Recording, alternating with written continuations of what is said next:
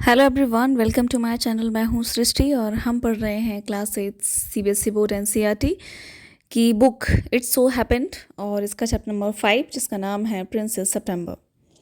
तो बहुत interesting story है और मैं बताना चाहूँगी आपको स्टोरी के बारे में।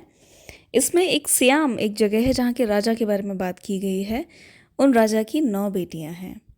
अब इनके नाम रखना थोड़ा मुश्किल था तो राजा ने इनके नाम महीनों के नाम पर रख दिया।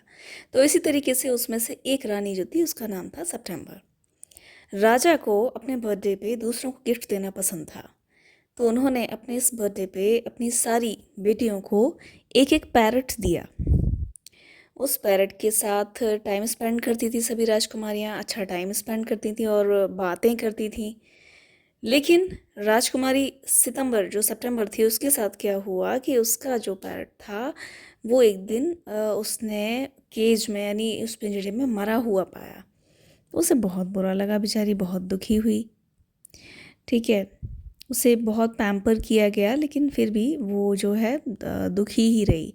एक दिन क्या हुआ कि वहाँ की जो सर्वेंट्स थी उनको कहीं जाना था, तो उन्होंने रात में जल्दी सुलाया प्रिंसेस को और वो चली गई। इस तरीके से वो रूम में अकेली रह गई। जब वो अकेली रह गई तो उसके रूम में एक छोटी सी चिड़िया आई। उसने राजा के गार्डन और गोल्डन फिशेस, विलो ट्री, इन सब के बारे में गाना गाना शुरू कर दिया। तो इससे क्या था कि प्रिंसेस सितंबर जो थी वो दुखी होना भूल गई। अब वो जो चिड़िया थी उसने राजकुमारी के सामने मतलब नमन करते हुए, नमस्कार करते हुए कहा कि क्या वो उस पैरट की जगह पे अब उसे अपने साथ रखना पसंद करेंगी। अब वो चिड़िया बहुत खूबसूरत तो नहीं थी, लेकिन जब प्रिंसेस ने उसके हाथों से ताली बजाई, मतलब अपने ताली बजाई, तो वो गाना गाने लगी और उसके बाद प्रिंसेस सो गई। फिर क्या हुआ कि उन्होंने उसे अपने हाथों से नहलाया, खाना खिलाया। फिर वो उसे अपने पापा के पास यानी कि राजा के पास ले गई और बहनों के पास ले गई। उसका गाना जब सुना सब ने तो सब बहुत खुश हुए, सब बहुत इम्प्रेस भी हुए। तो बहुत अच्छा गाना गाती है, क्योंकि पैरट्स जो भी थे उनसे सब थक चुके थे, बोर हो चुके थे, बार बार एक ही बात सुन सुन के कुछ इंटरेस्ट रह नहीं गया था।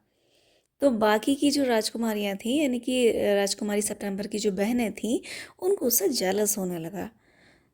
ठीक है, तो उन्होंने कहा कि तुम एक नया पैरट ले लो। उसने कहा नहीं, अब मैं इसी चिड़िया को अपने पास रखूँगी। तो उसके दिमाग में एक बात आई कि भाई ऐसा है कि अगर हम इस चिड़िया को छोड़ देते हैं और ये वापस ही नहीं आई तो मुझे इसे पिंजरे में रखना चाहिए। लेकिन कुछ समय बाद वो चिड़िया जो उड़ गई थी वो वापस आई। अब वापस तो आई, लेकिन उसने वही बात बोली कि देखो ऐसा है कि मैं तुम्हें पिंजरे में रखना चाहती हूँ, तुम इससे बिल्लियों से सुरक्षित रहोगी। तो चिड़िया ने उसे अगले दिन उस पिंजरे को खोलने के लिए कहा, लेकिन राजकुमारी ने मना कर दिया। अब मना कर दिया तो फिर उस चिड़िया ने गाना छोड़ दिया और उसने जो है बातें करना भी छोड़ दिया, खाना भी नहीं खाया। तो अगले दिन उस चिड़िया ने प्रिंसेस से कहा कि अगर वो फ्री नहीं है, अगर वो उड़ नहीं सकती है तो वो गाना भी नहीं गा सकती, वो मर जाएगी, उसे फ्री कर दिया जाए। और उसने कहा मैं प्रॉमिस करती हूँ कि मैं लौट आऊँगी।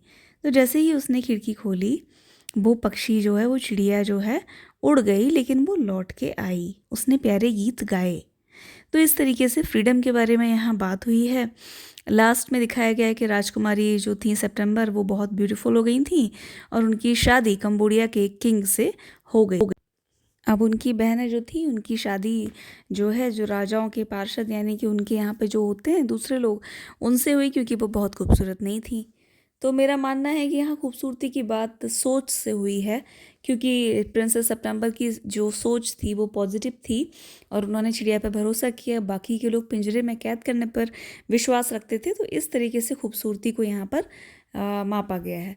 तो मैं उम्मीद करती हूँ कि चैप्टर आपको समझ में आया होगा और इसी तरीके से और चैप्टर्स पढ़ने के लिए मेरे चैनल को सब्सक्राइब कीजिए। Thank you so much.